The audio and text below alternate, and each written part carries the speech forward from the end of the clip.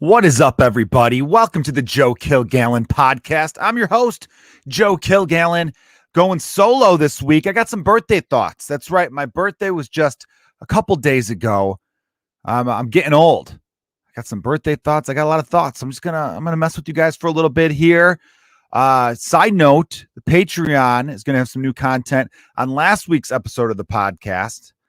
By the way, thank you for everyone listening. We've been back. Last week was our second episode back after taking an August hiatus. I had comedian and podcaster Mike Bridenstine. He's also an actor. And one of the segments that a lot of people were laughing about was we talked about Disney princesses briefly. And I talked about how Ariel would be an all-time Disney princess hottie, but, you know, there's a smell risk involved, her being half fish and all. I don't know where you guys, some people were getting perverted with that, thinking I meant some other smelly part, but I don't get that. Let me address that real quick. I've always heard jokes from men, usually ugly dudes, about women's vaginas smelling like fish. And it always makes me think, never once have I encountered such a thing. Very fortunate. Also married to a great person. So, you know, but in my brain, I'm like, where are these guys coming across stinky fish pussy, you know? And then you look at the guy who's making that joke and you're like, I see who it is and how they're coming across stinky fishy puss, right? There must be hanging out by the docks or something like that. You know, sometimes, and that's not a knock on some of these dudes, but if you're going to go out of your way to make that joke about the female anatomy, you know, and it's not like a nice joke. And I wouldn't be mad if women were like, hey, you guys got stinky nuts. Those are gross balls, right? They got that poop smelly nuts, right? You don't know how to wipe and that smell filters up to the balls and we have to deal with that. I get it. We're all having fun here. But again, I've never seen a dude who just cleans up with women make that type of joke, right? Like, you know, and if you're listening and you're like, the fuck, Joe, I'm that guy. I make that joke. You might want to reassess some things. Maybe because you make that joke, you're attracting the type of woman who has a certain odor that maybe she can't help. Maybe you got to point it out to her, be like, I don't know what the hell's going on down there. You let me know too, right? As friends and potential lovers in your case, you people out there, you got to be honest. Do you want to hang out with someone who's not going to tell you when you got something between your teeth? Same deal. You got a little stench between the legs. You got something bad between the teeth. Same difference. You got to let your friends know if they're letting out some foul odor, you know? I've been eating healthier the last couple days, and my shits have been stinking real bad. What's that about? I don't understand that. Eat healthy, horrible smelling poop. Eat like garbage, not bad, you know? Eating Hostess cupcakes, going to town on some pizza, some other sweets, you know? And I never notice, but all of a sudden I'm just packing it on with plant-based proteins, and it's just, woo boy, crack all the windows. I've started very gross in the first 3.5 minutes of this podcast. Look, you don't get old or you don't stop talking about poop and stinky stuff because you got older. You don't stop talking about it because you got old. You got old because you stopped talking about it. See, I'm going to remain young because I still find humor in poo-poo stuff. So that's philosophy. I just gave you guys some philosophy. If you're out there right now and you're thinking, I don't want to grow up, you don't have to. There's a difference between being responsible and growing old. Now, I'm an incredibly responsible adult. I know I don't give off that impression, but I really am. I spin a lot of plates. I'll just give you we'll do the last 12 hours right here for you. And sorry, this is coming to you around lunchtime or so. I'll do all day yesterday. Wake up 6 a.m. That's when my alarm goes off. I got to wake up my son, Matthew. He's 4 years old. He goes to 4-year-old preschool. He's to be there by 7:30. I have to wake up the 2-year-old as well because I can't leave him at home when I take the other one. You know, part of me thinks, God, that would be awesome if I could just be like, tell my dog, hey, watch the 2-year-old. Okay. Make sure nothing crazy happens. I'm going to be gone for 7 minutes. But, you know, you can't legally, I'd get in a lot of trouble. I feel like if they found out I left him alone even for 7 minutes. So I wake up 2 children who don't want to be woken up. And they're clearly my sons because I'm like that too. I'm like, why? Why is it so early? They could have had the school day from 10 to 4. I agree, man. I don't understand why they had to make shit so early. It's really stupid, and it makes children angry to start their day. They're not ready to learn. They're groggy, It's a shit environment. So I wake them up, give them some breakfast, which of course they're picky eaters, so it's a whole thing. I'm like, you know what? Fuck it. Have a honey bun. I don't give a shit. Same as a donut. No, don't tell your teacher though. I don't want that judgmental eyes when I drop you off and you got glaze all over your hands. All right, let's wash the hands. There's a pandemic. So I do that. I get them there, get them to school on time. And then I come home and I got the 2-year-old. So he's up. Maybe he didn't have breakfast. I got him a little more food. I got to play with him, keep him entertained, try to teach him some things, right? Hey, let's do a little puzzle, right? You know, we have some fun with it. Give him lunch around 11 o'clock. I want to get him down for his nap between 11:30 and noon because I wake him up at 2 to go back to pick up the kid by 2:30. See, I'm doing all this stuff. Then I'm feeding them, bathing them, entertaining them. Then I go off to do Comedians You Should Know, the best independently produced show in the United States of America. There's one in New York. The one in LA right now is kind of, stuff's crazier out in LA. They are doing a lot of live comedy. The clubs are open, but as far as independent shows go, it's a little up in the air. I'll keep you posted if I find out to my LA listeners about Comedians You Should Know LA and what the future therein lies. So anyhow, I go do that show. I'm on the late show, the 9:30 show, which I remember thinking to myself, man, in the future, I might have to just request the earlier show until I get used to this waking up at 6:15 in the morning every day nonsense, which who knows if I will. I did request to go up earlier, which makes sense anyway. The lineup was great. I'm not saying like to say I request to go up earlier makes it seem like, I don't know. It just seemed a little conceited on my end, but I did want to go up on the earlier side. So be funny if you message like a show, like you're on a show somewhere and you're like, hey, can I go up earlier? And they're like, yeah, we fucking had you up earlier. What, you think you were going last? Look at this cocky son of a bitch. Right? I didn't mean it like that. Anyway, fun show. I had a pretty good set. I was really happy with it overall. The new material that most of you have not heard yet is really starting to come together. If you are a Patreon subscriber, I uploaded a 15-minute set from the Laugh Factory in Chicago a few weeks ago. And even the jokes on that 2 weeks later have gotten stronger and tighter. And I've added a couple more things. I think in 2022, I'll be able to record another hour. I'm pretty confident about that. At least a 45-minute set, which is really what, an hour, you round that up these days. I'm seeing a lot of people put out specials, like a lot of really, really good comedians, and they're not really hitting that 60-minute mark anymore. So I think a good 45 is your modern hour. People have less attention spans, all that. So, I did the set and it was really good. I'm really excited where the material's going, but I don't hang out afterwards. I leave right away. And there's a couple people who came out to see me, and I was a little bummed I couldn't just like hang out, but it's different now. So I wake up, that's my Wednesday night. It's Thursday morning, wake up. About 6, I hit the snooze twice. So by 6:16, I was out of bed. Throw some water on the face. I didn't take a shower, but woke the kids up, got them ready, dressed, all that. That's a task. That is a task, and I get them to school on time. And I realized this too after I dropped my son off, the 2-year-old. I'm like, hey, we got to go to the grocery store, get some stuff. I saw people driving very with aggression, and I remember thinking to myself, oh, it's because they're on their way to work. Dude, it's 8 o'clock. They got to be at work at 9. So I see this. I get the hell out of their way. We got to be considerate, everyone. Just because you're not in a hurry doesn't mean others aren't in a hurry. We got to think about that. We've all been in that situation where you're running late for work and you're like, motherfucker, with these pieces of shits, just get out of my way. And you see them in their car. They're like, where's the fire? The fire is I'm going to get fired. Okay, I'm trying to get to fucking work, my guy. Would you move over? Yeah, nice Corolla, great bumper stickers. Your kid's an honor student. Probably not anymore, though, because, they're older. You're an idiot. Eventually, that takes over. You want them to get the fuck out of the way, right? It's not hard. Just we need to be more considerate of others is my greater overall point.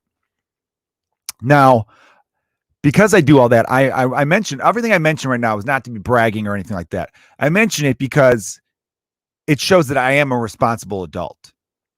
I'm not partying as much as I used to, like hardly ever. But what I do that's very smart is when I get the opportunity, I go fucking hard.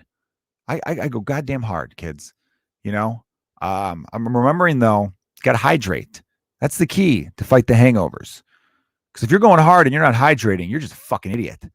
So that's what I'm doing now. That's where I've matured. That's where I'm growing. And, I think the philosophy I was throwing out there was that, you don't get, we all want to keep our youth as long as possible.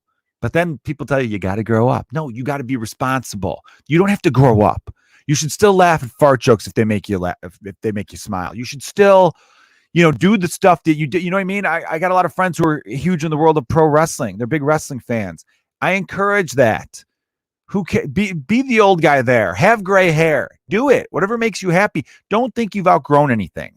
I say all that, and the other day, I almost bought a Bears jersey, and I love the Bears. Obviously, I thought, Fields jersey, I got a gift card to Dick's Sporting Goods. Maybe I'll buy that. And then I'm like, I don't know. You know what I mean? I'm still, young at heart, but I don't think I could pull off that look anymore. Doesn't mean I'm not staying a kid. You know what I mean? But that's a different scenario altogether. Your fashion choices as you get older, because you can mature in that sense.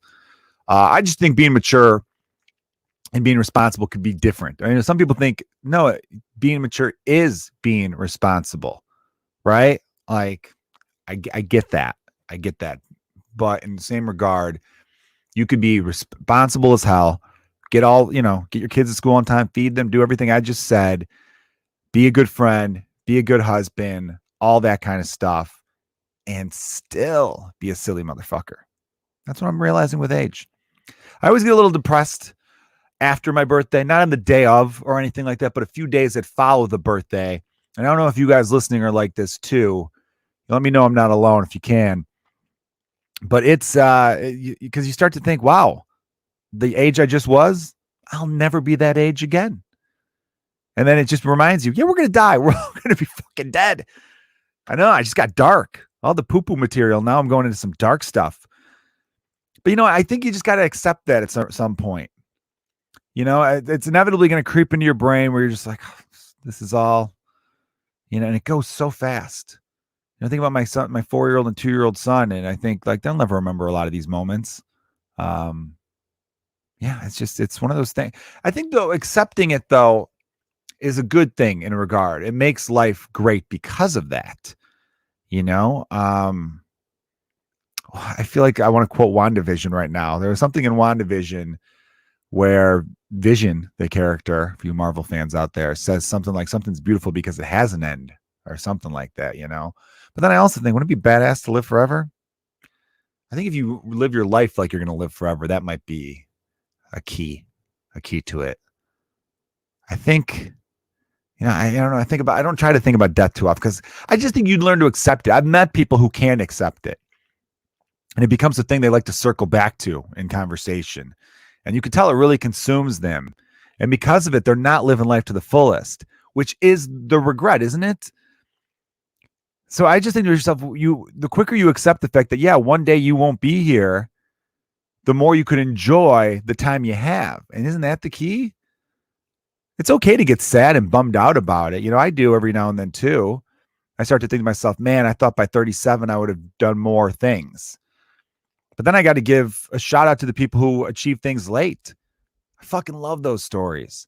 I love stories of people who are like, I didn't get this until this age. They're great. The people who get stuff early, good for you too. It's not, saying I like one as a knock on the other in any sense.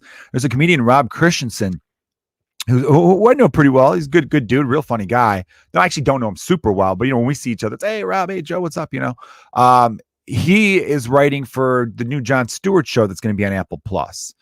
And he made a post saying, I got my first writing job at the age of 39, like a don't give up post, which I love those posts. Those are the things on social media that I can't get enough of and how I wish people would be better with. I talk about my friend Mike Bryanstein, who's on the last podcast. I don't know if we talked about it on the podcast, but in real life, we'll text about how we, as people, talk way more about the things we don't like. We this thing sucks and fuck that. We're always bitching about those things. Imagine if we took that energy and put it toward the things we do like. How much happier would we all be? I think, so when I think about that, use social media for that instead of using it to just vent all the time. I'm not saying don't vent ever. A little venting's all good and well. But if it becomes your whole thing is just complaining. And I think you program your brain to find more things to complain about because you don't want to be the person who complains about the same old shit all the time. So now you got to find new stuff. And it's just like, that's just no way to live a life. So yeah, that's something to think about there, right? So yeah, shout out to Rob Christensen, man. Again, I'm a big fan of those stories. Anyone out there? I talked about how short life is, but in the same regard, it's never too late to live the life you want to live. It really isn't. I'm 3 years away from 40. 3 years is a long time. 3 years ago, if you would, well, no one saw a pandemic thrown into the goddamn wedge, but even, say it's 2021, 3 years ago in 2018, if you would have told me I would have released an hour in 2019, an hour in 2020, put them on YouTube, have them been incredibly well received, you know what I mean? Get over 10,000 subscribers on YouTube, nearly 50,000 on TikTok. Well, TikTok wasn't a thing 3 years ago, so I'd have been like, what the fuck is TikTok? But you know what I mean? All those like things that might not seem like a big deal, but if you would have told me 3 years ago, I'd be like, that's amazing. I'm going forward, right? But again, it's never too, even if you're in a place, wherever you are at your age or you are in your life, if there's something about you that you just aren't happy about, and work on accepting yourself too. Don't be too hard on yourself and all that. But look, everyone wants to improve in some way or another, and that's a cool thing to do because there's something fulfilling about that. I wanted to read more. I finished a book a week ago that I just finished reading, and as soon as you close that book on that last page, and you don't need that bookmark anymore, fantastic. My bookmark was a losing lottery ticket anyway, so it was even more fantastic to be like, get the fuck out of here, loser. So it's you feel like sense of accomplishments are great. So yeah, wherever you are in your life, if you're like, I need to do this, or I want to do that, or I want to accomplish this, don't think you're too old. You're not. You're really not. I mean, there are people, I've countless stories of people who are like, I didn't do this until I was 50. But then from the age of 50 to 80, they were fucking killing it. That's 30 years. You think when they're on their deathbed at the age of 80, they're going to think about the first 50 that didn't quite go their way? No, they're going to smile on the last 30. And obviously they'll remember stuff from 0 to 50 here or there, but they're not, trust me, they're going to look back with a big ass smile on their face. I think that's the thing there, and it's not about getting notoriety or fame. I think it's another thing I learned. I was hanging out with a buddy of mine over the weekend that I hadn't seen in a while. And I realized, I'm like, dude, I said to him, I'm like, you did a really good job of keeping the people you love the most super fucking close. You know what I mean? Doesn't have a big, huge circle around him, not a massive circle of friends, a small, tight friends and family that are just bam there. And I'm like, that's fucking key. That was a good move on his end. I remember being like, dude, I really respect and admire the shit out of that, because I feel like it's less stress, less problems, and more happiness when you've got that unit. But that's good for him. And I, admire that. And I know other people were like, no, I like to branch out, have, a circle of friends here, circle of friends there, and be able to bounce around from different things. And that works well too. If that's, I'm basically saying, find what you like and fucking dig in, lean into that shit, go for it even more so. Yeah. I get real philosophical around my birthday, I suppose. Yeah, birthdays could be fun though. I had a good time. Thanks to all the birthday wishes out there. I had a lot of great people. My beautiful wife and kids made my birthday great, and the rest of my family, and played some poker with the fellas. And yeah, I had a really good time over the weekend doing all that. And comedy's been going well too. I got some shows coming up. Where am I going to be? I'm going to be at the House of Blues tonight in Chicago. I don't have anything on the road until Cincinnati, October 1st and 2nd. If you're in that Cincinnati area, that northern Kentucky, southern Ohio area, come on out. The information should be on my website. It's fuck, I'm the worst at promoting myself. Just follow me on Twitter and Instagram. I'll post when I'm going to be there soon. But so be on the lookout though. If you're in Cincinnati area, October 1st and 2nd, circle that shit. Bolingbrook, suburbs of Chicago, I'm going to be there October 15th and 16th. I want to sell those shows out. We sell them out, we add more. That's my goal this time around. It's been my third time headlining this club. I've had a great time every time I've done it. So I definitely want to get out and fucking rock those shows, because by then I'm gonna really know where the hour is for the new thing I'm gonna do. Because again, in 2022 is when I want to release.